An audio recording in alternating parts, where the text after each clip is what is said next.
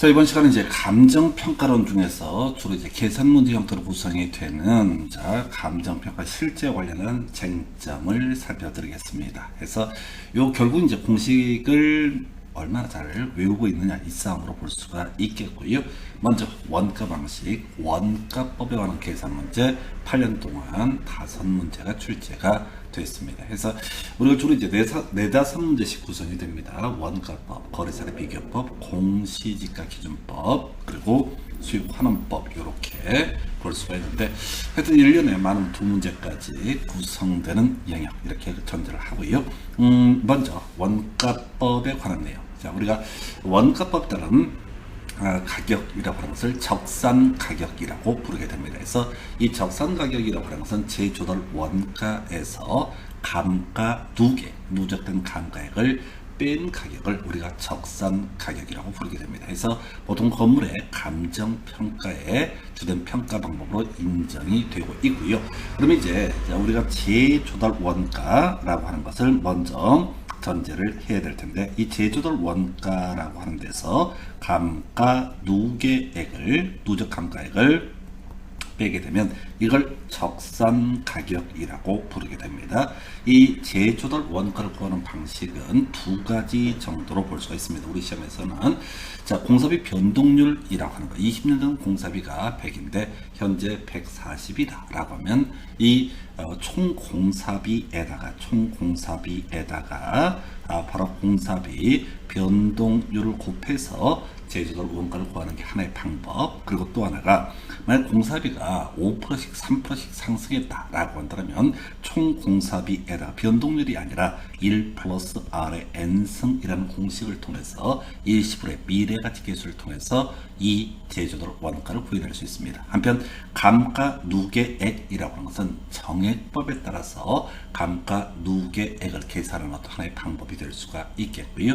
정률법에 따라서 감가 누계액을 계산하는 것도 하나의 방법이 됩니다. 그래서 이 정액법이라고 하는 것은 전체 경제적 내용 연수 동안 매년 얼마씩 감가가 발생하는, 동일하게 감가액이 발생하게 되는데 매년 얼마의 감가액이 발생하느냐라고 하는 것이 출제 포인트가 될 테고, 정률법이라고 하는 것은 소위 감가율이라고 하는 것을 문제에서 주어집니다. 그래서 감가율이 10%다. 그러면 이제 1억짜리 물건이었으면, 첫해 1억이었으면 이게 얼마? 1,000만 원의 감가가 발생한다. 그럼 이제 두 번째는 9천만 원이 잔존 가액이 되는 거죠. 여기다 감가율 10% 곱하게 되면 두 번째는 이때는 900만 원인가요? 900만 원의 감가가 발생한다. 그럼 이제 남아있는 게 8,100만 원, 이게 3년차 810만 원 이런 식으로 해서 정액법은 매년의 감가액이 동일하고요. 정률법은 비율은 동일하지만은 감가액은 점차 줄어드는 그런 양식을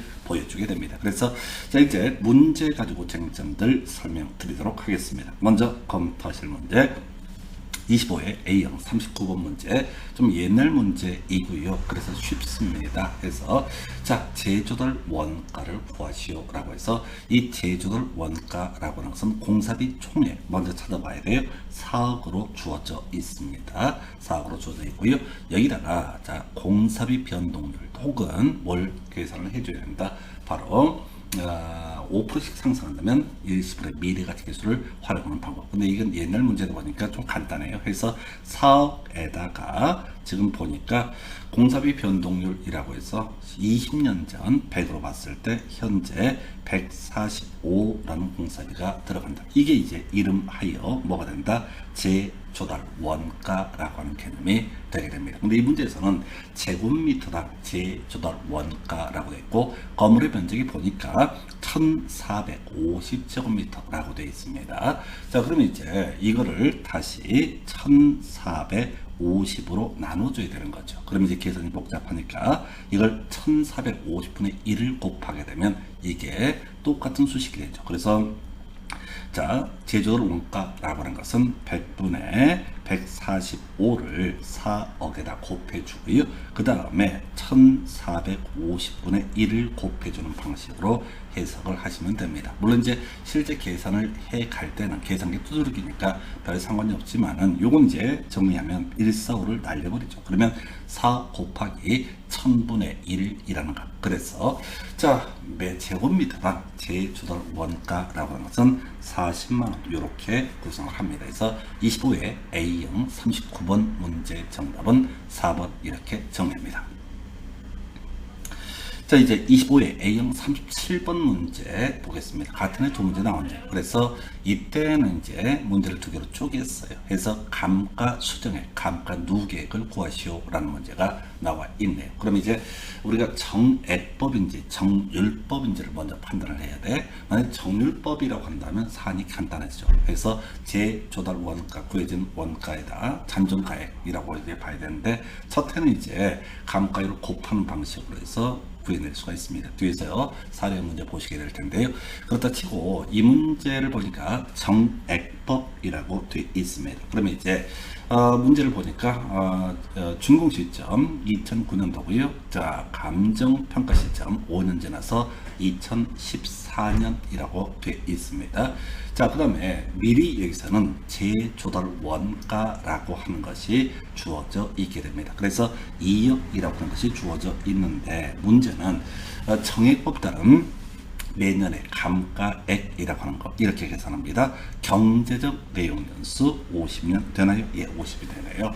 그 다음에 이제 제조달 원가 마이너스 50년이 지났을 때 잔존가치 보니까 잔존가치율 10%, 즉 2천만 원이라고 주어져 있습니다. 자, 요걸 계산하게 되면 1억 8천 나누기 1억 8천 나누기 50이라는 값이 되게 될 테고요. 요걸 계산하면은 한 해의 감가액이라고 하는 게 360만 원이라는 금액이 나오게 됩니다. 그런데 이게 이제 만들어진 지 건물이 5년이 지났기 때문에, 자, 한 해 매년 360만 원씩 5년 동안 감가가 발생하게 되면은 곱하기 5면 되는 거죠. 곱하기 5를 하게 되면은 이게 지금 1,800만 원인가요? 1,800만 원이 누적 감가액이 되게 된다. 해서 25회 A형 37번 문제 정답은 2번. 굳이 이 문제 뒤에서 뭐 계속 반복해 드리겠지만 논의 쟁점이라고 볼 수 있는 것은 다른 건 그렇다 치고요. 그 얘기죠. 바로 정액법 따른 매년의 감가액을 계산해 내는 공식 별거 아니고요. 이렇습니다. 바로 경제적 내용 연수분의 제조달 원가 마이너스 잔존가치 이렇게 계산합니다. 그래서 25회 A형 37번 문제 정답은 2번 이렇게 정리를 합니다. 그래서 25회 때 문제는 제조달 원가를 구하는 문제와 감가 누계, 감가 수정액을 구하는 문제 두 문제가 이렇게 되는데, 그 후로 출제가 된 문제 유형에서는 두 개를 묶어서 구성합니다. 즉 적산가액을 구하시오, 적산가격을 구하시오라고 해서 제조달 원가 마이너스 감가 누계, 이게 바로 적산가격이라는 개념이 되게 됩니다. 자, 이렇게 해서 25회 A형 37번 문제 살펴봤고요. 29회 A형 39번 문제 검토하겠습니다. 적산 가액을 구하시오. 그러면 이제 적산 가격을 구하시오, 적산 가액을 구하시오 라는 문제가 나오게 되면 제조달 원가 마이너스 감가 누계액이라고 하는 거. 자, 이게 기본 공식이 돼야 되고, 그럼 제조달 원가가 문제 주어져 있지 않게 되면, 자, 제조달 원가를 구해야 되죠. 제조달 원가라고 하는 것은 어떻게 계산합니까? 바로 총 공삽에다가 공삽이 변동률을 적용을 하거나 일시불의 미래가치계수 둘 중에 하나를 적용을 해. 문제에서 자, 뭐 3년 전에 100인데 현재 110이다 이렇게 주어지게 되면 공삽이 변동률을 적용하면 될 테고, 이 문제처럼 공삽비가 매년 전년 대비 5%씩 상승한다 이렇게 되어 있다면 이건 1 플러스 R의 N승이라는 공식을 적용을 하게 됩니다. 이때 R이라고 하는 것은 바로 공사비 상승률을 대입하면 될 테고, N이라고 하는 것은 기간을 의미하게 됩니다. 자, 일단은 이 문제를 보니까 신축 공사비는 주어져 있습니다. 그래서 3억이라고 주어져 있고요. 여기다가 1 플러스 R의 n승이라고 해서 1 플러스 0.05입니다 해서 5%는 0.05야. 그리고 이게 기간이 보니까 2016년, 2018년 2승이 되게 됩니다. 그럼 이제 3억 곱하기 1.05 곱하기 1.05 하게 되면은 이게 이제 재조달 원가라고 하는 것은 3억, 그냥 3억 3,075만 원인가요? 예, 요렇게 재조달 원가가 나오게 됩니다. 자, 이런 전제 하에서 우리가 이제 감가 누계액을 구해봐야 되는데, 감가 누계액을 논하기 위해서는 정액법인지 정률법인지 먼저 검토를 해봐야 됩니다. 그래서 문제를 보니까 정액법이야. 그럼 매년 감가액, 정액법에 따라 매년의 감가액이라고 하는 것은 매년의 감가액이라고 하는 것은 경제적 내용 연수라고 하는 거 50 되겠습니다. 재조달 원가 3억 3,075만 원 이렇게 돼 있고요. 그 다음에 잔존 가치 50년 지났을 때 이것의 잔존 가치가 얼마냐를 봐야 되는데, 문제 계산의 편의로 해서 0원으로 주어져 있습니다. 그래서 잔존 가치가 없다고 되어 있으니까, 그러면 이제 매년의 감가에 3억 3,075 나누기 50 하게 되면 한 해 감가액은요 661만 5천 원 이렇게 나오게 됩니다. 그런데 이 물건이 지금 2016년에 만들어지고 2018년에 검토를 하고 있으니까 결과적으로 2년이 걸리게 되게 되는, 2년이 걸리게 됩니다. 그래서 이걸 계산하면 1,323만 원, 1,323만 원이 누적 감가액이 되게 됩니다. 그러면 이제 앞에서 우리가 구해놨던 재조달 원가 3억 3,075만 원에서 1,323만 원 빼게 되면 3억 1,752만 원이라는 금액이 나오게 됩니다. 그래서 이 문제 답은요 4번. 다시 쟁점 정리합니다. 자, 적산가액을 구하시오 라고 하면 제일 먼저 재조달 원가를 구해내야 되고요. 재조달 원가라고 하는 것은 어떻게 공사비 총액에다가 공사비 변동률을 곱하거나 공사비 총액에다가 바로 일시불의 미래가치계수를 곱하는 방식으로 구해내게 됩니다. 여기서는 이제 매년 5%씩 상승이라고 되어 있으니까 3억 곱하기 1.05 그리고 2년이니까 2승 이렇게 하게 되면 3억 3,075만 원이라는 것이 바로 재조달 원가. 한편 정액법 따른 감가액, 매년의 감가액이라고 하는 것은 경제적 내용 연수분의 재조달 원가 3억 3,075만 원 마이너스 잔존가치. 근데 계산은 편의로 해서 잔존가치를 0원으로 두고 있습니다. 그래서 매년의 감가액이라는 것은 661만 5천 원. 그리고 지금 2년 감가가 발생했으니까 1,323만 원. 이게 누적 감가액, 감가 수정액이 되게 됩니다. 그래서 3억 3,075만 원에서 1,323만 원 빼게 되면 3억 1,752만 원이라는 금액이 나오게 됩니다. 그래서 자, 29회 A형 39번 문제 정답은 4번 이렇게 정리합니다. 자, 31회 A형 38번 문제 검토하겠습니다. 자, 원가법으로 산정한 대상 물건의 적산 가액은 이라고 되어 있죠. 그래서 자, 적산 가액을 구해라, 적산 가격을 구해라 라고 하면 먼저 재조달 원가라고 하는 것을 구해봐야 되고요. 재조달 원가라고 하는 것은 공사비에다가 공사비 변동률을 적용하거나 또는 몇 %씩 상승한다 그러면 일시불의 미래가치계수를 적용을 하게 됩니다. 이건 간단합니다. 그래서 공사비는요 6천만 원 주어져 있고요.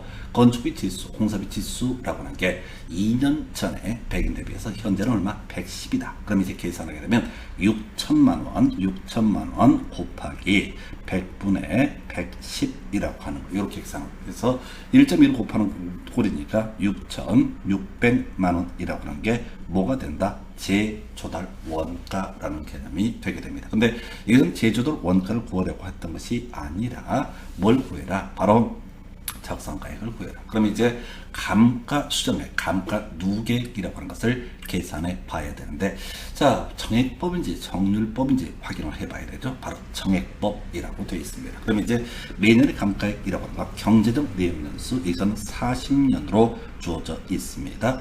자, 경제적 내용 연수분의 재조달 원가 6,600만 원, 여기에서 뭘 빼야 된다? 잔존가치 660만 원을 빼게 되면은 이게 바로 뭐가 된다? 매년의 감가액이다. 이렇게 계산하죠. 그래서 이렇게 계산을 해보면요, 6,600 마이너스 660 나누기 40 하게 되면 이때는 매년 148만 5천 원이라는 것이 매년의 감가액이 되게 될 테고요. 얘가 지금 2년 지났습니다. 그러면 곱하기 2를 하게 되면은 누적 감가액 297만 원이라는 금액이 나오게 됩니다. 그래서 자, 제조dollar 원가가 아까 6,600만 원이었었고요. 297만 원 빼게 되면 6,303만 원이라고 하는 것이 바로 뭐가 된다? 바로 적산가액이 되게 된다. 그래서 지금 계속 같은 문제 유형인데요. 되게 간단합니다. 이게 이제 문제가 되게 길어 보이니까 공식을 외우지 않게 되면 겁을 먹게 되는데 별거 없어요. 그냥 매번 공식처럼 접근을 해 가실 것. 해서 31회 A형 38번 문제 정답은 4번 이렇게 정리합니다. 자, 28회 A형 40번 문제 검토하겠습니다. 적산가액을 구하시오 라고 되어 있네요. 그럼 이제 제조dollar 원가 먼저 구해야 되고요. 감가 누계액도 계산을 해봐야 됩니다. 그래서 제조dollar 원가를 먼저 구하려고 보니까 공사비가 8천만 원 주어져 있고요. 건축비 지수가 주어져 있네요. 그러면 8천만 원 곱하기 자 100분의 125라고 하는 거. 계산이 간단하죠. 1억이라는 금액이 바로 제조달 원가라는 개념이 되게 됩니다. 자, 그러면 이제 감가 누계액을 구해봐야 되는데 앞에서 정액법 같은 경우는 매년의 감가액이라고 하는 것이 이렇게 얘기했었죠. 바로 경제적 내용 요소분의 제조달 원가 마이너스 잔존가치. 근데 얘는 정률법이라고 하는 것을 적용을 한다라고 이렇게 되어 있습니다. 그러니까 미리 마음의 준비가 돼 있어야 돼. 지문을 막 읽어서는 안 되고 정률법인지 정액법인지를 판단해 봐야 돼. 자, 그럼 이제 정률법이라고 하는 거 감가율이 문제 주어져 있어야 되는데 문제를 좀 틀었어요. 잔가율이라고 하는 것을 던져놨습니다. 잔가율이 70%다. 남는 값이 70%다. 라고 하는 얘기는 감가율이라고 하는 것이 얼마? 30%다. 0.3에 해당한다. 라고 이렇게 해석할 수 있습니다. 자, 지어진 건물이 보니까 2015년에 완성돼서 2년 지났습니다. 그럼 첫해 감가액을 검토를 해 보겠습니다. 첫해 감가액이라는 거 잔존가치가 얼마냐면 바로 1억이죠. 1억에서 시작을 합니다. 여기다가 감가율이라고 하는 게 30%입니다. 0.3을 곱하게 되면 3천만 원이라는 것이 첫해 감가액이 되게 됩니다. 두 번째 감가액은요. 잔존가치가 이제 3천이 날아가서 7천만 원. 이 두 번째 감가액은 7천만 원 곱하기 자 감가액은 역시 30%니까 0.3이라고 하는 거. 그러면 7, 3, 21, 2,100만 원 이렇게 갑니다. 그래서 첫해 3천만 원의 감가액이 발생했고 두 번째 2,100만 원의 감가액이 발생했습니다. 그러면 2년간의 누적 감가액이라고 하는 것은 5,100만 원 이렇게 해석을 하게 되는 거죠. 그러면 이제 우리가 적선 가격이라고 하는 것은 제조달 원가 1억이었었죠. 여기서 감가 누계액 두 개를 다 합쳐야 되죠. 그러면 이제 5,100만 원 이렇게 해석을 하게 됩니다. 5,100만 원이 되게 되면 자 1억에서 5,100을 빼면 4,500만 원이라고 하는 것이 이 문제에서 적산가액이 되게 됩니다. 그래서 정액법 하고요 정률법이라고 합니다. 다만 이 문제에서는 감가율이라는 데이터를 바로 주지 않고 잔가율이라고 해서 약간 돌려서 얘기를 해놓은 상태가 되겠습니다. 그래서 28회 A형 40번 문제 정답은 2번 이렇게 정리를 합니다. 자, 이렇게 해서 원가법에 관한 내용들을 보고 계십니다. 그래서 내용 먼저 정리하겠습니다. 원가법이라고 하는 거 대상 물건의 제조달 원가에 감가 수정을 해서 대상 물건의 가액을 산정하는 감정평가 방법 비용성의 원리에 따르게 될 것이고요. 그래서 감가 수정이 뭐냐라고 했을 때 이게 한번 시험에 나와서 어려웠었죠. 대상 물건에 대한 제조달 원가를 감액해야 될 요인이 있을 때 물리적 감가, 기능적 감가, 경제적 감가 등을 고려해서 그에 해당하는 금액을 제조달 원가에서 뺨으로써 공제함으로써 자 기준 시점에 있어서 대상 물건의 가액을 적정하는 작업을 감가 수정. 요걸 이제 앞에 문제 보실 때 가산하여 라고 해서 장난절을 했던 바가 있었고요. 어쨌든 계산 문제 전형 바로 적선 가액, 적선 가격이라고 하는 것, 제조달 원가 마이너스 감가 누계이라고 하는 것 또는 감가 수정액이라고 하는 것이 적선 가격이라는 개념이 되게 됩니다. 그래서 제조달 원가를 구하는 방식이라고 하는 거 이렇게 가는 거죠. 먼저 공사비 총액이라고 하는 것이 기준이 돼야 될 것이고요. 여기다가 공사비 변동률을 적용하는 게 하나의 이슈. 그래서 20년 전에 100인데 현재 120이다. 그러면 100분의 120을 공사비에 더 곱하는 방식으로 해서 뭐를 구한다? 바로 제조달 원가를 구한다. 정리하면 건축비 총액, 준공 당시, 신축 당시에 건축비 총액에다가 바로 공사비 변동률을 곱하는 방식으로 해서 제조달 원가를 구할 수 있고요. 한편 문제 두 번인가요? 공자 매년 5%씩 건축가재 가격이 상승했다, 건축비가 상승했다 이렇게 전제를 깔게 되면은 이때 제조달 원가를 구하는 방식 일시불의 미래가치계수를 통해서 구할 수 있습니다. 그래서 우리가 화폐 시간제 가치를 논함에 있어서 일시불의 미래가치계수라고 하는 것은 1 플러스 R의 n승이라는 개념이 됐었죠. 그래서 자 건축비 총액에다가요 1 플러스 R의 n승이라고 하는 것을 곱하게 되면 이게 바로 일시불의 미래가치계수를 활용한 제조달 원가라는 개념이 되게 됩니다. 자, 한편 이렇게 제조달 원가만 알아서는 안 되죠. 우리가 적선 가격을 알기 위해서는 감가 누계, 누적 감가액을 알아야 돼. 그럼 이제 감가 수정액, 감가 누계액을 계산하는 방식 정액법이냐 정률법이냐를 먼저 판단해야 돼. 물론 이제 상환기금법이라고 하는 것이 있는데 우리 시험에 다뤄지는 거는 똑바로 합시다. 그래서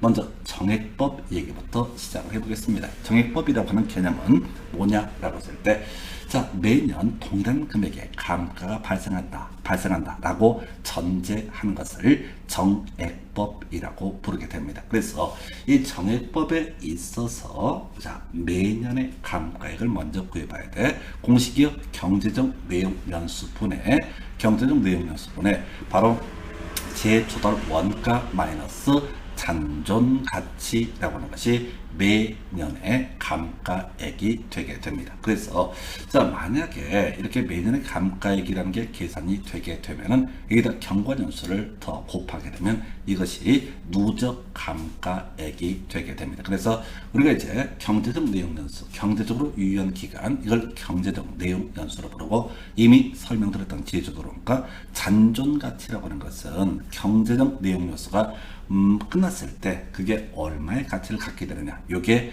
바로 경제적 내용연수분의 제조달 원가 마이너스 잔존가치 이렇게 가게 됩니다. 한편 정률법에 따른 매년의 감가액 얘는 누적 감가액이라고 하는 걸 다 매년의 감가액을 계산해서 더하게 되면 누적 감가액이 되게 됩니다. 그래서 자 일단은 이게 이제 감가 누계액이라고 하는 것은 1년차 감가액, 2년차 감가액, 만약에 문제가 3년이면 3년차 감가액 이렇게 다 더해놓은 값을 누적 감가액이라고 계산을 하고요.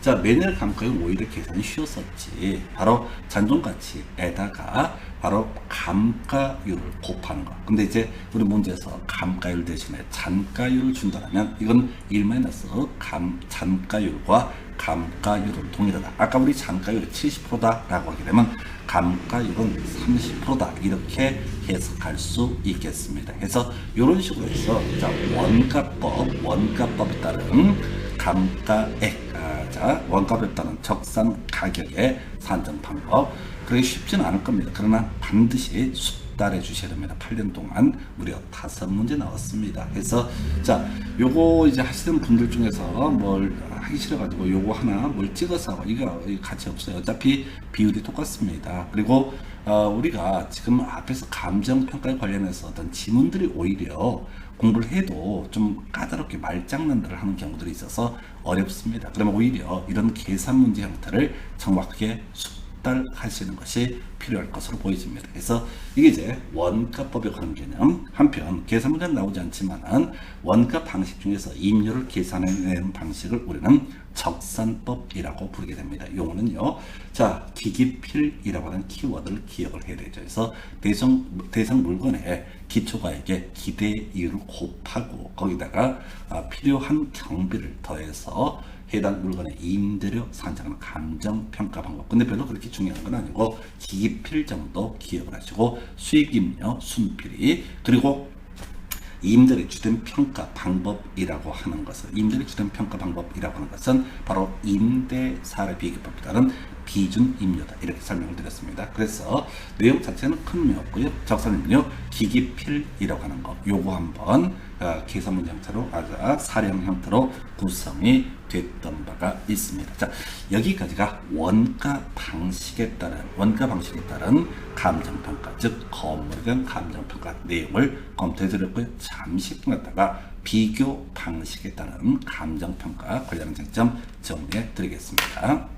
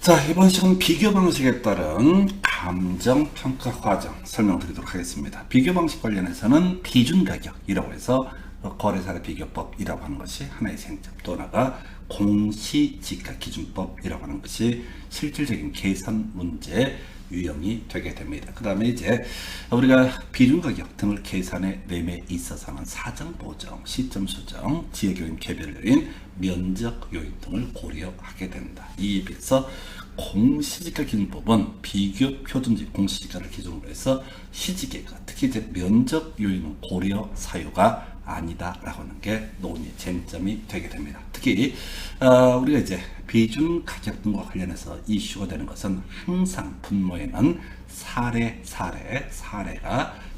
들어가게 된다. 이렇게 전제를 삼습니다. 먼저 비교 방식 중에서 거래 사례 비교법 등에 관한 내용부터 검토합니다.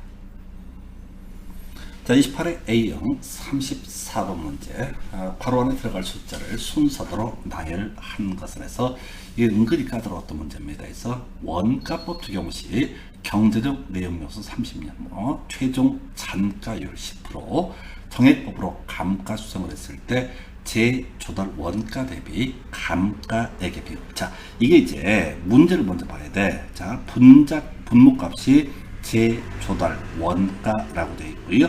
분자값이 감가액, 이걸 비율을 물어보고 있습니다. 자, 그럼 이제 여기 좀 까다로운 문제인데요. 이 분모를 1로 잡는 게 편하죠. 그래서 재조달 원가를 1로 전제를 해 보겠습니다. 그래야지 이게 뒤에서 간단해지거든요. 해서 자, 지금 이제 뭘 찾아야 되냐면 자, 정액법에 따라서 감가 수정을 할 때 매년 감가액을 구해봐야 됩니다. 자, 매년 감가액, 정액법에 따른 매년 감가액이라고 하는 거 경제적 내용 연수라고 하는 것이 하나가 되겠죠. 그래서 경제적 내용 연수 30년 주어져 있습니다. 그리고 재조달 원가를 우리는 1이라고 미리 전제를 삼았습니다. 예, 그리고 나서 잔가율이 10%래. 그러면 이건 0.1로 볼 수가 있습니다. 그래서 정액법에 따른 매년의 감가액이라고 하는 것은 경제적 내용 연수 분의 재조달 원가 마이너스 잔여가치. 그래서 요거 정리하면 0.9 나누기 30 이렇게 가게 됩니다. 자, 0.9 나누기 30 하게 되면요, 이 값이 0.03이에요. 자, 그런데 문제는 0.03이라고 안 하고 퍼센트라고 표시를 하게 되어 있어요. 이게 까다롭습니다. 그래서 퍼센트로 표시되어 있다. 그러면 0.03을 퍼센트로 표시하게 되면 얼마? 3%가 되게 된다. 이렇게 정리를 합니다. 그래서 이 문제는 좀 독특한 형태의 문제인데 앞에 이런저런 얘기를 쭉 던져주면서 자, 바로 재조달 원가에 대한 매년 감가액의 비율을 물어보고 있습니다. 그러면 미리 재조달 원가가 미리 주어져 있지 않기 때문에 1로 주게 되면은 자, 0.03이라고 하는 것의 비율 퍼센트로 표시하면 3%라는 값이 나오게 되죠. 요건 이제 그렇다 치고 또 하나 지금 두 번째 주제, 거래 사례 비교법 적용 시 거래 사례가 인근의 정상 가격 대비 2% 저가의 매도가 된 것을 확인하고 사정 보정치에 뭐를 적용했다라고 되어 있어요. 그 뭐가 뭐냐라고 했을 때, 자, 우리가 비준 가격 등을 계산해 내에 있어서 분모값은 항상 자, 분모값은 사례가 되게 됩니다. 자, 인근의 정상 가격이라고 하는 것을 100으로 보게 되면, 계산의 편을 100으로 보게 되면, 자, 사례 가격이라고 하는 것이 20% 저가니까 80회 거래가 됐다. 이게 이제 사정 보정치 사례분의 정상이라고 하는 거, 항상 분모값은 뭐 지역요인이든 개별요인이든 면적요인이든 분모값의 사례라고 하는 것을 줘야 됩니다. 그래서 사례분의 정상 80분의 100이라고 하는 거 계산하면요 1.25라는 값이 나옵니다. 그래서 100 나누기 80 하게 되면 1.25. 그래서 사정 보정치라고 하는 것은 1.25가 되게 됩니다. 그래서 28회 A형 34번 문제 정답은 2번 이렇게 정리를 하게 됩니다. 그래서 이렇게 해서요 28회 A형 34번 문제 좀 독특한 형태 문제 설명드렸고요. 자, 29회 A형 36번 문제. 이런 문제는 겁나 쉽지. 자, 감정평가의 대상이 되는 부동산, 대상 부동산 하고요. 사례 부동산의 개별 요인, 항목별 비교능이 다음과 같은 상황일 때 개별 요인의 비교지. 자, 우리가 사정 보정치를 계산할 때도 분모값에 사례를 두고요. 그다음에 분자값에 대상 부동산의 특징, 대상 부동산의 요인을 집어넣게 됩니다. 그래서 자, 가로 대상 부동산이 5% 우세형. 이 얘기는 뭐냐면 사례가 100이라고 했을 때 대상 부동산은 얼마? 105다라는 의미를 가지고 있습니다. 자, 고객의 유동성과의 적합성에서 대상 부동산이 3%의 혈세합. 그러면 만약에 사례가 100이라고 했을 때 얘는 97이 된다라는 의미를 가지고 있습니다.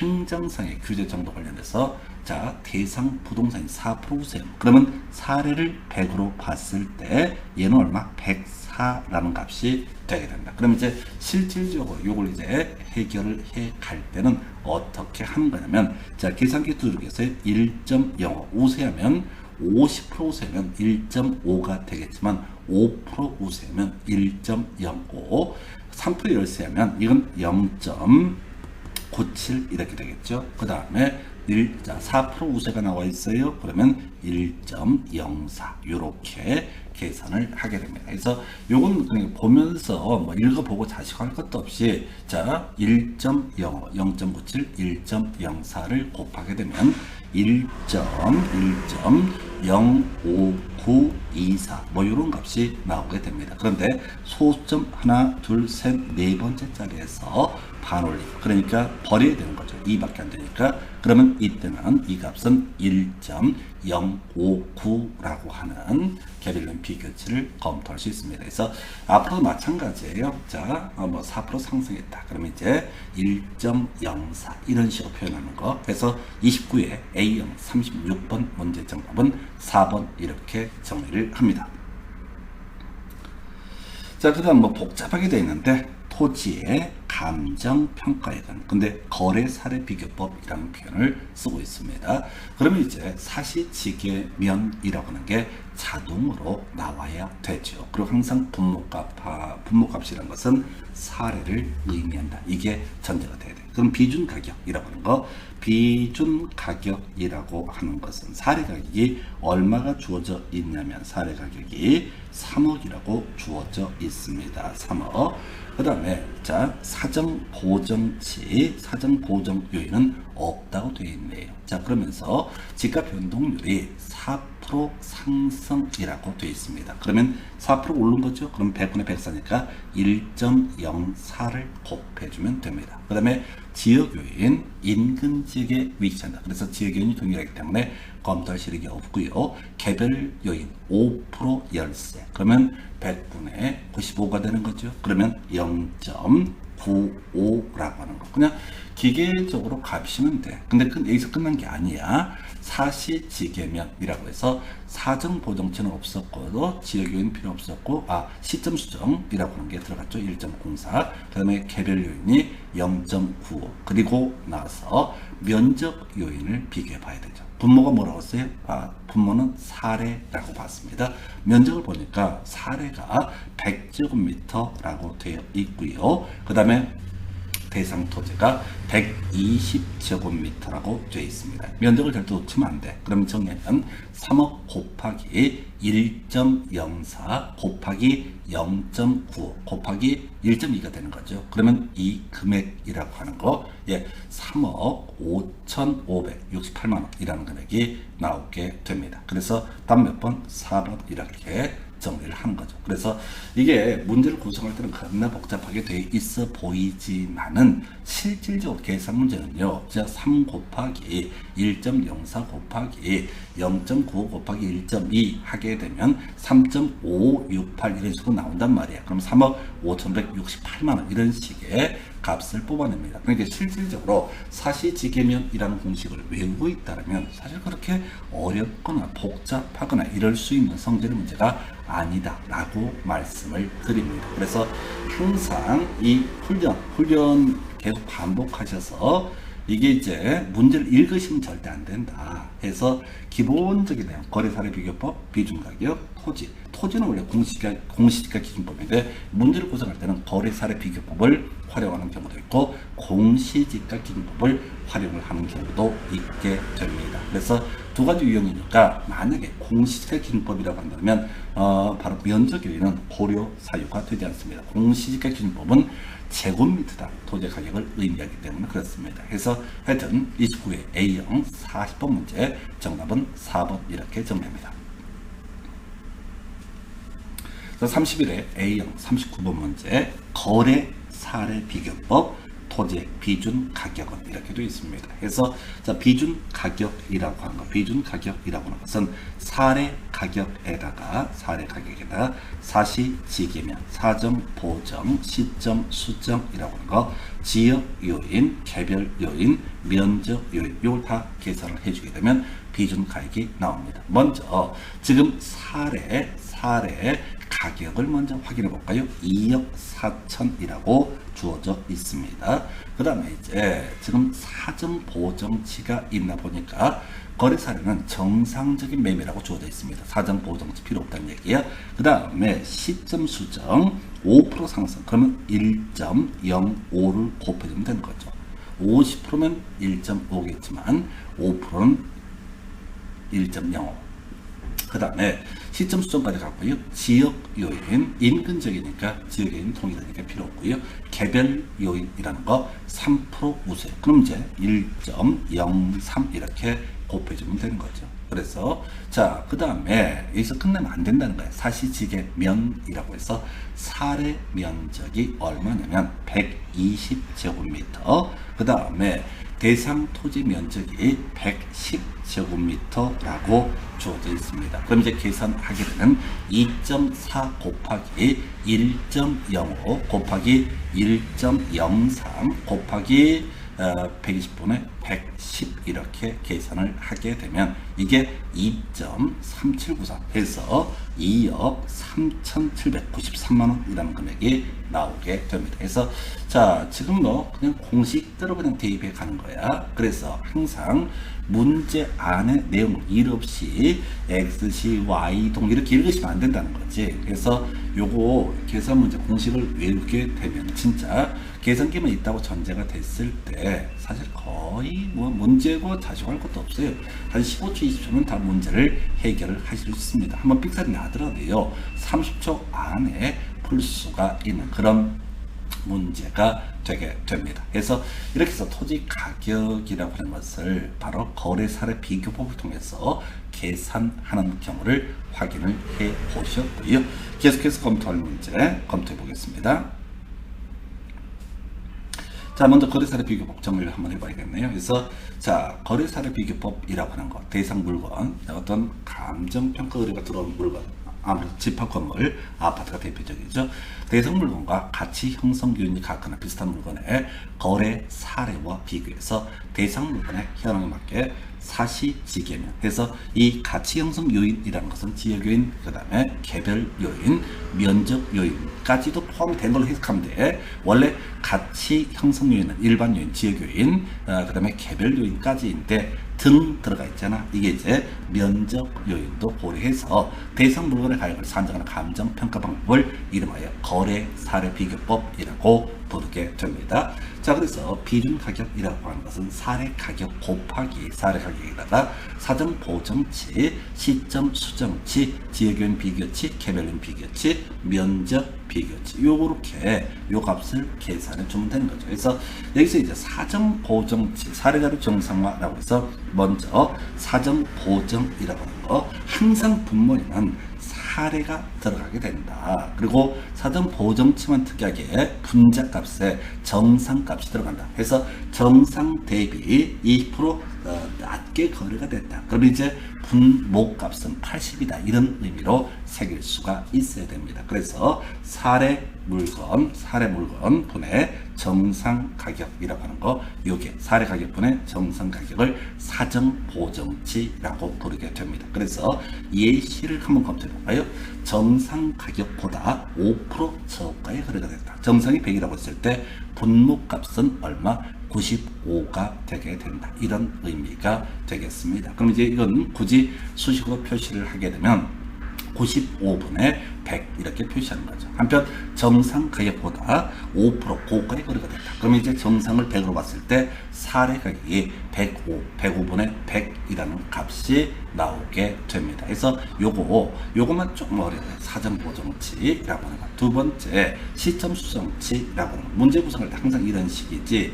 시점 수정치 같은 경우는 5% 상승했다 그러면 여기서는 거의 따지지 않습니다. 시점 수정치 같은 경우는 주로 이슈가 되는 것이 공시지가 기준법에서 이슈가 됩니다. 그때 한번 설명을 드릴 텐데, 어찌됐든 만약 5% 상승했다 그러면 1.05로 곱해준다. 이렇게 해석을 합니다. 그러면 지역요인 비교치는 거의 안 물어보죠. 항상 인근 지역, 그 사례 물건이 인근 지역에 있다고 보통 전제를 깔아버려요. 안 그러면 너무 복잡해지니까. 어찌됐든 간에 사례 물건의 지역요인 평점분의 대상 물건은 지역요인 평점 이렇게 갈 때고요. 자, 만약에 대상이 사례보다 5% 우세하다라고 한다면 사례가 100이라고 했을 때 대상은 105가 되게 됩니다. 그래서 100분의 105 이런 식으로 표시를 해주면 될 것이고요. 만약에 지금 대상의 사례보다 5% 열세다, 2% 열세다라고 한다면 대상이 열세니까 100분의 98 해서 0.98 이런 식으로 정리를 하게 됩니다. 열세 우세 얘기 가지고 자동으로 소수점으로 치환해서 바로 들어가는 게 문제를 쉽게 풀어가실 수가 있습니다. 개별 요인 비교치도 동일한 논리 구조가 되게 될 것이고요. 그 다음에 그래서 사례분의 대상 이렇게 갑니다. 그래서 4% 우세라고 하면 1.04 이렇게 갈 때고요. 그 다음에 뭐 3% 열세면 0.97 이런 식으로 표시를 하면 됩니다. 그래서 자 이렇게 해서 지역 요인, 개별 요인 비교치 보셨고요. 당연히 면적 요인도 분모값이 사례가 되게 됩니다. 분자값이 정상값이 된다. 이렇게 정리를 하게 됩니다. 그래서 이렇게 해서 지금 거래 사례 비교법 간략하게 확인을 해봤고요. 계속해서 이제 임대 사례 비교법 얘는 이제 계산문 형태로는 아직 안 나오고 있습니다. 그래서 임대료 계산해내는 과정 용어 비준 임료라고 하는 거 사례 임료에다가 사시지계명이라고 해서 사정 보정, 시점 수정, 지역요인, 개별요인, 면적 요인까지 고려하죠. 그래서 자 사정 사례 자료의 정상화라고 해서 사정 보정이라고 하는 거, 사례분의 정상이라고 하는 거 이렇게 가게 되는 거죠. 그래서 정상 임대료보다 사례가 5% 저가이다. 그러면 95분의 100이라고 하는 값을 거기다 대입을 하면 되는 겁니다. 이에 대응해서 정상 임대료보다 5% 고가다. 그럼 105분의 100이라고 합니다. 해서 정상을 100으로 보게 되는 것이죠. 이에 비해서 지역요인, 개별 요인 같은 경우는 항상 사례를 보통 100으로 계산을 하고 봅니다. 그래서 대상의 사례보다 5% 우세다. 그럼 100분의 105니까 1.05라는 값을 대입하면 될 것이다. 대상의 사례보다 2% 열세다 라고 한다면 100분의 98 해서 0.98 이렇게 입력을 하면 됩니다. 자, 개별 요인의 비교치도 똑같은 구조로 가는 거죠. 그래서 사례가 분모값, 대상이 자 분자값 이렇게 해서 사례를 100으로 보고요. 자, 대상을 그에 대해서 플러스 또는 마이너스를 해주면 됩니다. 그래서 대상이 4% 우세다. 그러면 1.04 대상이 3% 열세다. 그러면 0.97 이런 식으로 가게 됩니다. 그래서 당연히 임대사례 비교보도 면적 요인이라는 것은 비교를 해야 될 것이고요. 하여튼 계산 문제는 나오지 않죠. 계속해서 자 이렇게 거래사례 비교법과 임대사례 비교법 비교 방식 중에서 시장성의 원리에 따른 것이다 라고 시장성의 원리에 따른 감정평가 방법이라고 얘기를 하게 될 것이고요. 자 이 다음에 이제 검토할 게 비교 방식 시장성의 원리와는 관련이 없지만은 공시지가 기준법이라는 것이 이슈가 되게 됩니다. 그래서 먼저 비교 표준지 공시지가를 찾아봐야 될 것이고요. 여기에다가 시지 개그라는 요소를 곱해서 감안해서 뭘 해야 된다? 바로 대상 토지의 가격을 평가한다. 그래서 토지의 감정평가 방법이라고 하는 것은 기본적으로 공시지가 기준법의 원칙이긴 하지만은 우리 시험용으로 접근할 때 토지의 가격을 거래 사례 비교법으로 판단한다라고 했을 때는 그때 말이죠. 뭐 다른 것들은 부차적인 얘기가 되게 될 것이고 면적 요인이라는 것이 주요 쟁점이 되게 됩니다. 문제 통해서 관련된 쟁점 보겠습니다. 그래서 25회 A형 38번 문제 공시지가 기준법으로 토지를 감정평가하는 경우 필요 항목을 순서대로 나열한 것은 이렇게 되어 있네요. 그래서 먼저 비교 표준지를 선정해서 그 기준 가격을 결정을 해야 됩니다. 그 다음에 나머지는 시지개그, 시점 수정, 지역 요인, 그 다음에 개별 요인, 그 밖의 요인 등을 고려하면 된다. 그래서 25회 A형 38번 문제 뭐 간단합니다. 이 문제는 그냥 공식 그대로 대입하면 될 것이다.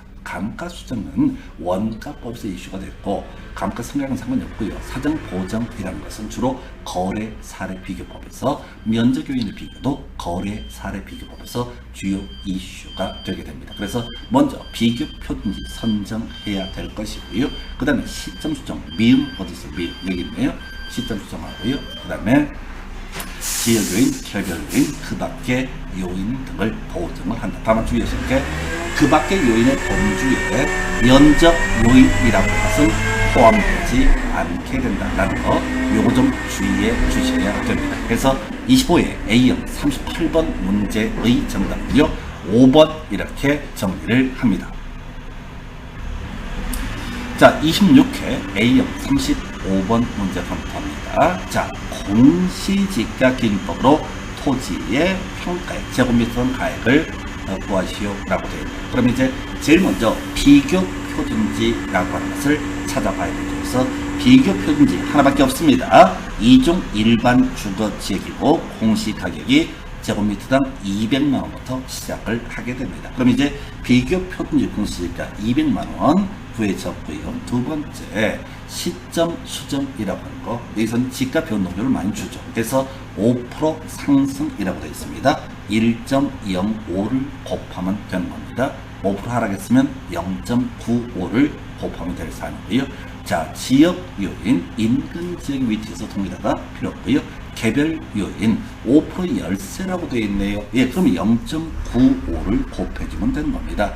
20% 우세라고 되어 있네요. 예, 1.2를 곱해주면 되는 겁니다. 예, 이렇게 가는 거예요. 그래서 시, 자, 지, 개, 그 다음에 그 밖 요인은 따로 없다고 되어 있습니다. 그래서 여기서 면적 요인을 고려할 이유가 없어요. 그래서 200만 원 곱하기 1.05 곱하기 0.9 곱하기 1.2를 하게 되면 이게 뭐 간단합니다. 239만 4천원 이렇게 나오게 됩니다. 그래서 자, 바로 26회 A형 35번 문제 정답은 4번. 그냥 보시다시피 계산기만 두드릴 수 있다면 자 10초 15초 만에 해결하실 수 있는 문제. 대신 논의 전제에 뭐가 필요하다? 다른 거 다 빼버리고 기본적으로 공식에 외워서 대입을 하는 그런 지혜가 필요합니다. 해서 26회 A형 35번 문제 정답은 4번 이렇게 정리합니다.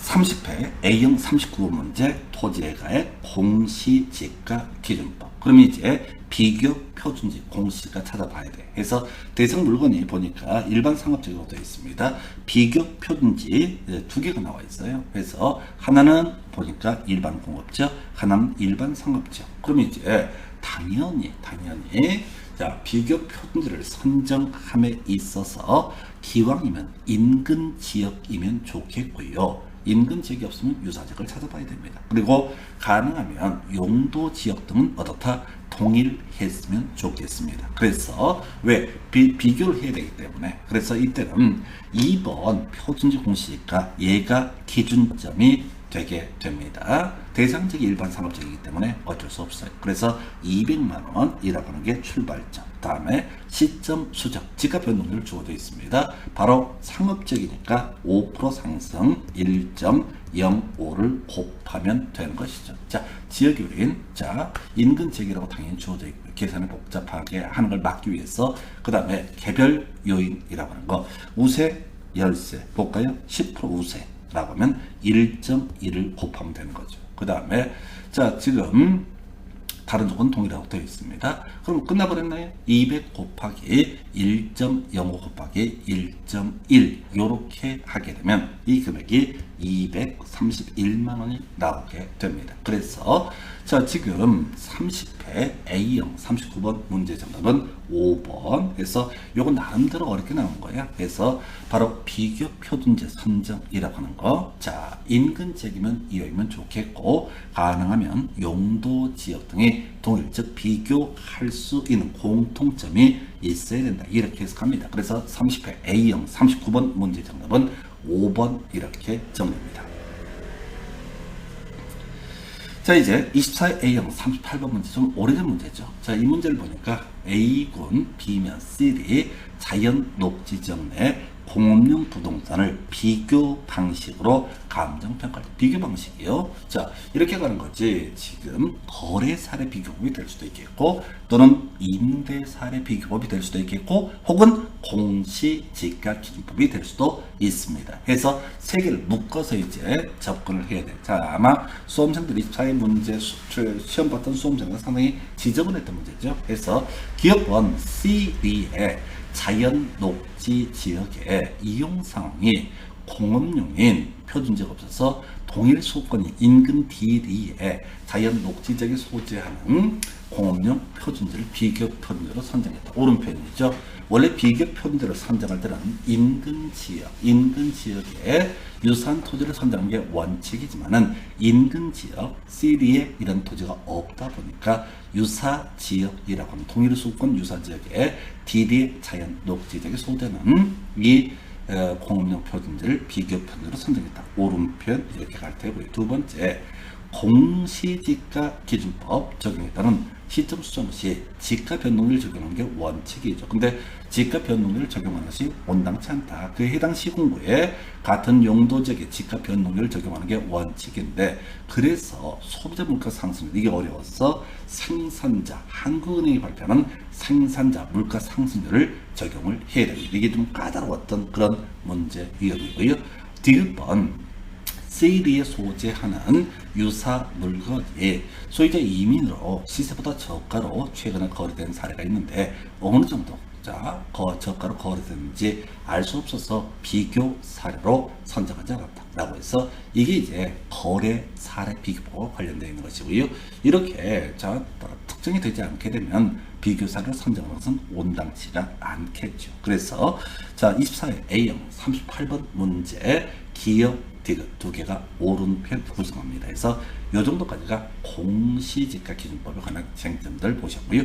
자, 자료 한번 정리해 볼까요? 이렇게 되어 있습니다. 그래서 공시지가 기준법이라고 하는 거, 국토부 등을 발표했던 표준지 공시지가, 그 중에서 지금 감정평가 의뢰가 있는 토지와 유사한 성격의 표준지를 찾아봐야 되죠. 그 표준지를 이름하여 비교 표준지라고 말을 만듭니다. 그래서 대상 토지와 비교 표준지의 공시지가를 기준으로 해서 대상 토지 현황에 맞게 시지계획, 시점 수정, 지역의 개별 요인, 그 밖에 요인의 보정을 통해서 대상 토지 제곱미터당 대상 토지 가격을 산정하는 감정 평가 방법. 그래서 제곱미터 당 토지 가격을 평가하기 때문에 면적 요인이라고 하는 것은 고려 사유가 될 수가 없다. 이렇게 정리합니다.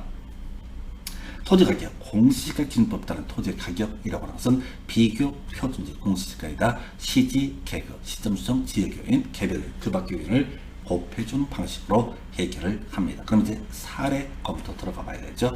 자, 먼저 비교 표준지 선정이라고 하는, 최근에 이제 조금 24회 동안 안 나오다가 최근 다시 구성이 됐죠. 그래서 원칙적으로 인근 지역 내 비교 표준지 중 용도 지역 등의 비슷한 표준지, 용도적이 동일한 표준지를 선정하는 게 원칙이다. 그런데 인근 지역의 비교 표준지 중 용도적이 동일한 비교 표준지가 없다라고 하게 되면 이때는 방법이 없죠. 유사 지역 내 비교 표준지 중 용도 지역 등이 비슷한 토지를 비교 표준지로 선정을 하게 됩니다. 자, 그럼 비교 표준지 가격이 나오게 될 것이고, 시점 수정이라고 하는 거, 지가 변동률을 적용하는 게 일반적이죠. 5% 상승하게 되면은 어떻게 한다고요? 바로 1.05를 곱하는 방식. 이게 실질적인 계산 문제 푸는 방식이죠. 그래서 해당 시군구에 같은 동일한 용도적의 지가 변동률을 적용한다. 이게 원칙. 근데 이제 24회 때 나왔던 주제이죠. 이런 해당 시군구에 동일한 용도적의 지가 변동률을 적용이 곤란한 경우가 있다라고 했을 때 해당 시군구에 그 같은 용도적의 지가 변동률이 아니라 평균 지가 변동률 혹은 생산자 물가 상승률이라는 것을 적용할 수 있다 해서 24회 때 요쟁점, 물론 그거 안 나왔는데 어찌됐든 이렇게 가게 될 테고요. 그 다음에 개별 요인, 개별 요인, 그 다음에 앞에서도 뭐 있었지? 지역 요인, 그 밖의 요인은 개별 요인, 지역 요인은 앞에서 거래사례 비교법이랑 똑같이 해석을 하면 됩니다. 그래서 비교해서요, 거래사례 비교법으로도 토지 가격을 결정할 수가 있었죠. 그래서 앞에서 한번 설명드릴 때 토지 비준 가격이라고 하는 거 사례 가격에다가 사시지계면이라고 해서 자, 지금 거래사례 비교법에 따라서 토지 가격을 결정하기 위해서 면적 요인을 고려해야 된다. 그러나 공시지가 기준법에 따른 토지 가격을 산정할 때는 면적 요인은 포함되지 않는다. 이유는 자, 거래사례 비교법은 전체 토지 그 필지의 가격을 감정평가하는 것이고, 공시지가 기준법이라고 하는 것은 제곱미터당 토지 가격을 평가하는 것을 의미하게 됩니다. 그래서 비교 방식이라고 하는 거 이렇게 논의를 해 봤었고요. 잠시 끊었다가 이제 수익 방식, 수익 환원법을 중심으로 쟁점을 살펴보도록 하겠습니다.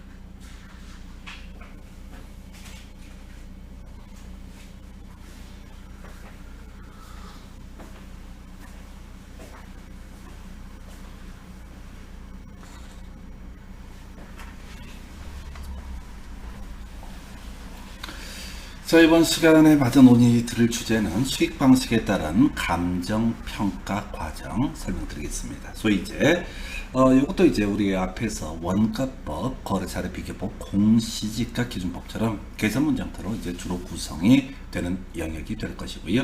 일단은 우리가 이제 수익 방식에 따른 감정평가라고 하는 것은 가액을 평가하는 수익 환원법이라는 개념과 임대료를 평가하는 수익 분석법이라는 개념 두 개로 대비를 해볼 수가 있게 됩니다. 자, 이런 전제 하에서 수익 환원법에 따른 수익 가격이라고 하는 거, 순영업소득 나누기 환원 이율이라고 하는 거, 이게 이제 수익 가격이라는 개념이 되게 됩니다. 근데 이 수험생들이요, 여기까지 많이 못 와요. 그래서 특히 순영업소득이라고 하는 것은 투자를 할 때 엄청 강조를 드렸다시피 그게 전제가 돼야 돼. 그리고 여기다 추가적으로 기억을 해야 될 게 환원율 또는 환원이율이라고 하는 거. 자, 우리가 지금 1억을 은행에 예금을 하게 되면 이자율의 문제죠. 근데 수익환원법이라고 하는 것은 지금 당장 있는 돈이 아니라 장래 발생할 수익이라고 하는 것을 현재 가치로 환원을 해서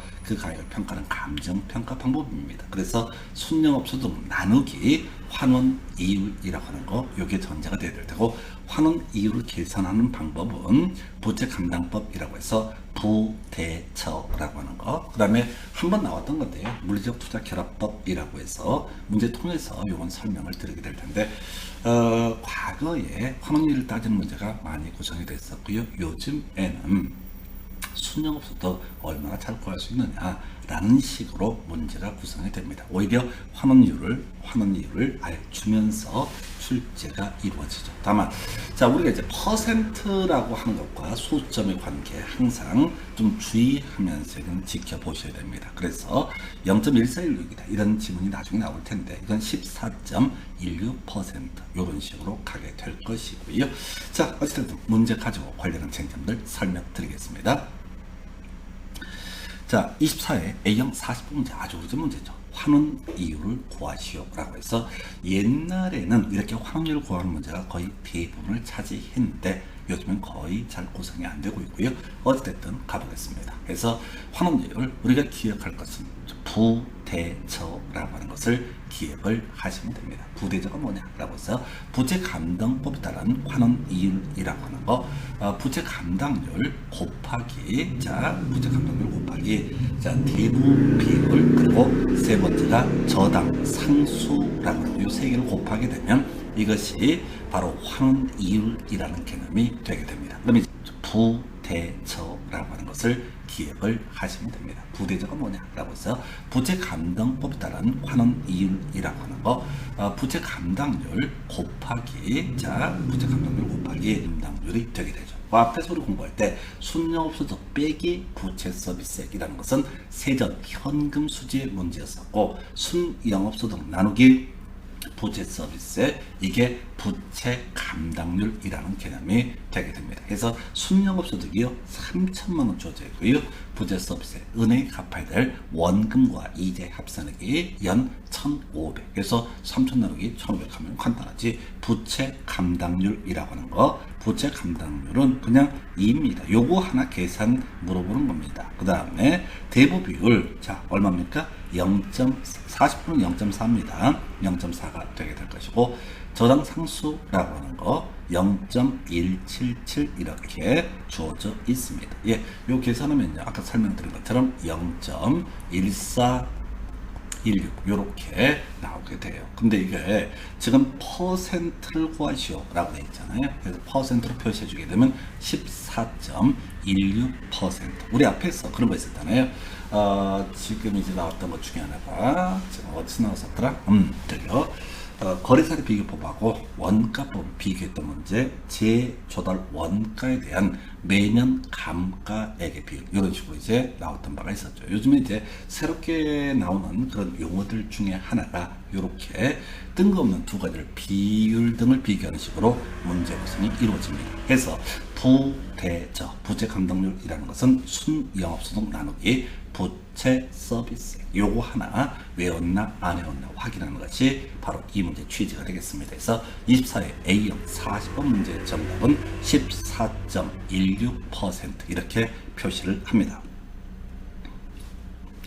자, 24회 A형 39번 문제 되겠습니다. 그래서 대상 수익 환원법에 의해서 평가한 대상 부동산의 가치는 해서 자 우리가 수익가격이라고 하는 것은 순영업소득 나누기 환원이율 이렇게 얘기를 하게 되죠.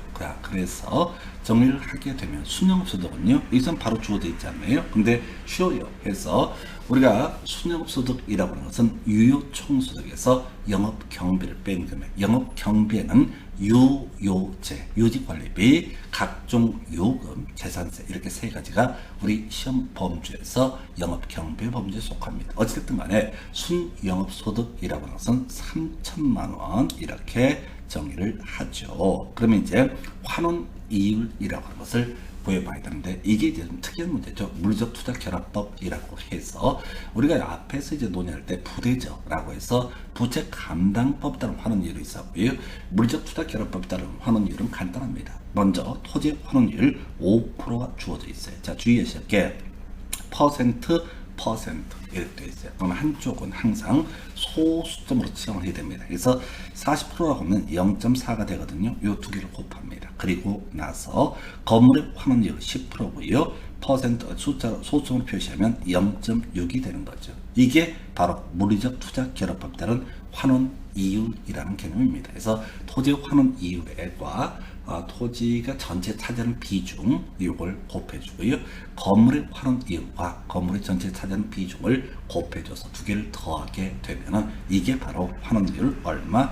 6%에 2%니까 8%라는 값이 나오게 됩니다. 자, 그러면 이제 8%라고 하는 것은 분수로 표시하면 100분의 8이라는 값이 되게 되는 거죠. 그래서 3천만 원 나누기 100분의 8 이렇게 가게 됩니다. 그래서 이 계산해 보면 되는 거예요. 그래서 100분의 8분의 1분의 3천만 원 이렇게 이제 계산을 하게 되는 거죠. 그래서 안쪽하고 바깥쪽을 곱해주는 방식으로 가게 되는 겁니다. 근데 요거 아니더라 하더라도 그냥 자 100분의 8은요 뭐가 되는 거죠? 바로 0.08 이렇게 가는 거지. 100분의 8은 0.08. 그러면 3천만 원 나누기 0.08 이렇게 그냥 쓰면 됩니다. 그러면 이때 3억 7,500만 원이라는 금액이 나오게 됩니다. 그래서 이게 이제 잘 가다가 여기서 이제 얘가 분모값으로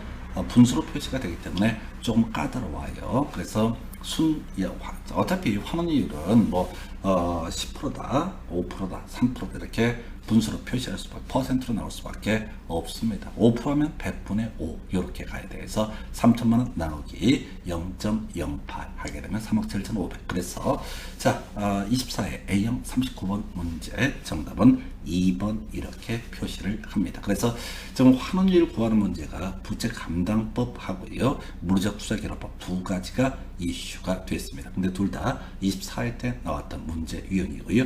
요즘의 문제 트렌드라고 하는 것은 거의 대부분이 환원율을 주면서 자 순영업소득을 구해봐라 이런 식의 문제로 해석을 할 수가 있습니다. 어쨌든 다시 환원율을 물어볼 수도 있겠고 사실 환원율을 구하는 방식은 너무 많습니다. 그래서 우리가 외울 수가 없어요. 절대 불가능합니다. 그런 방법이 뭐냐라고 했을 때 결국은 물리적 투자 결합법과 혹은 부채 감당법 두 개 정도만 준비하고 들어가는 게 합리적인 공부 방법이 아닌가 싶습니다. 이렇게 보셨고요. 그 다음에 이제 검토 드리게 될 게 28회 A형 37번 문제 검토합니다. 수익 가격을 구하시오. 그럼 수익 가격이라고 하는 것은 순영업소득 나누기 바로 환원이율이라고 하는 환원율 또는 환원이율이라고 표시합니다. 그럼 이제 주어진 데이터를 통해서 순영업소득을 구해봐야 되는데 순영업소득이 바로 주어져 있지 않죠. 대신 가능총소득이 주어져 있습니다. 가능총소득에서 공실 불량부채 충당금 요거 빼게 되면은 이게 유효총소득이죠. 그래서 요거 계산하니까요 5천만 원에다가 가능 총소득의 5% 250만 원이라고 하는 것이 바로 손실 상당액입니다. 그러면 유효 총소득이라고 하는 것은 4,750만 원 이렇게 갈 테고, 이 유효 총소득을 구하고자 하는 건 아니죠. 순영업소득 구해야 되니까 여기다가 영업경비를 빼야 돼. 영업경비의 범주에 포함되는 게 유효재라고 해서 유지관리비라고 하는 거, 자, 화재, 보험료 같은 요금 있었고요. 그 다음에 재산세라고 해서 데이터를 찾아보니까 유지관리비와 화재, 보험료 두 가지밖에 없습니다. 그래서 문제 안에서 풀어야 되니까 결과적으로 유지관리비가 가능 총소득의 3%, 그럼 150이 있죠. 그 다음에 화재 보험료가 100만원, 그러면 250을 빼게 되면 드디어 우리가 구하고 싶었던 순영업소득 4,500만원이라는 것이 나오게 됩니다. 자, 그러면 이제 환원 이율이라고 하는 걸 봐야 되죠. 5%로 되어 있습니다. 그럼 100분의 5라고 하는 거 0.05 이렇게 되는 거죠. 그래서 4,500 나누기 0.05 하게 되면은 뭐 별거 없잖아요. 이건 계산기 뚫기면 바로 나오는 겁니다. 그래서 4,500 나누기 0.05 하게 되면 이것은 바로 9억이라는 금액이 나오게 됩니다. 그래서 순영업소득이 지금 이제 4,500만 원이고 환원율이 5%라고 했을 때, 자, 앞으로 이제 또 쭉 수입이 들어올 거란 말이에요. 그래서 환원율 5%를 준다고 전제를 하게 되면 이 물건의 가액은 9억의 가치가 있다. 이런 식의 의미가 되게 됩니다. 그래서 28회 A형 37번 문제 정답은 4번 이렇게 정리합니다. 30회 A형 37번 문제 28회 때 나왔었고요. 또 30회 때 바로 수익가액을 구하시오라는 문제가 나와 있습니다. 그래서 수익가액이라는 것은 어차피 제가 설명드리는 것은 바로 직접 환원법만 설명을 드립니다. 왜? 시험에 이것만 나오니까. 원래는 이제 감정평가 파트라고 하는 걸 보게 되면 어마무시해서 진짜 토하게 만들어져 있습니다. 근데 보시다시피 시험에 나오는 영역들은 한정돼 있어요. 그래서 먼저 순영업소득 나누기 환원이율이라고 하는 것, 이게 바로 뭐가 된다? 수익가액이란 것이 됩니다. 그래서 환원율 10% 줘도 0.1 되겠습니다. 이건 이제 아주 간단한 거고, 그럼 우리는 순영업소득만 구하면 되는 거지. 그래서 순영업소득을 구하기 위해서는 유효총소득에서 영업경비를 빼야 되는데, 영업경비 빼기 앞서서 유효총소득이 안 나와 있어. 그러면 가능총소득에서 공실 등을 빼게 되면 이게 바로 뭐가 된다? 유효총소득이라고 부르게 되죠. 물론 영업의 수입이 있으면 요거 더해서 유효총소득이라는 것이 나오겠죠. 그래서 가능총소득 8천만 원, 그 다음에 800만 원이 공실로 되어 있습니다. 그럼 이제 7,200만 원이라는 것이 유효총소득이 되게 됩니다. 자, 여기서 뭘 빼야 돼? 자, 유지관리비, 각종 요금, 재산세, 유효재, 요 세 가지를 우리는 영업경비라고 부르게 됩니다. 수선 유지비 400만 원, 화재 보험료 100만 원, 재산세 200만 원, 남은 상관없죠. 그래서 유효재 다 나와 있네요. 그래서 400만 원, 100만 원, 200만 원 하게 되면은 이게 700만 원이라고 하는 것이 영업경비가 되게 됩니다. 그러면 이제 유효총소득 7,200에서 지금 영업경비 700을 빼게 되면, 자, 순영업소득은 6,500이 되게 됩니다. 해서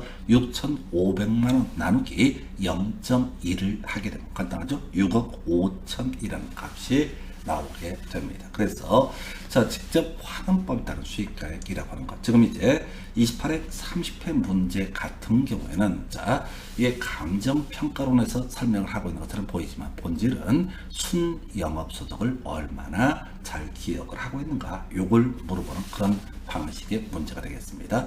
다만 환원율을 물어보면 상당히 까다로워질 수 있는데, 어쨌든 부채 감당법하고요, 물리적 투자 결합법, 요 두 개만 반드시 기억을 했으면 좋겠습니다. 그래서 30회 A형 37번 문제의 정답은요, 바로 얼마? 바로 3번 이렇게 정리를 하겠습니다. 자, 여기까지가 우리 감정평가의 실제 등에 관한 쟁점이 되겠고요. 보시다시피 몇 개의 공식을 아주 계속 반복하다 보면 주요 쟁점들 다 잡아내실 수가 있습니다. 자, 여기까지 우리 8년간의 부동산 학개론 기출문제 강의 설명드렸고요. 자, 시험에 좋은 결과 있었으면 좋겠습니다. 감사합니다. 수고하셨습니다.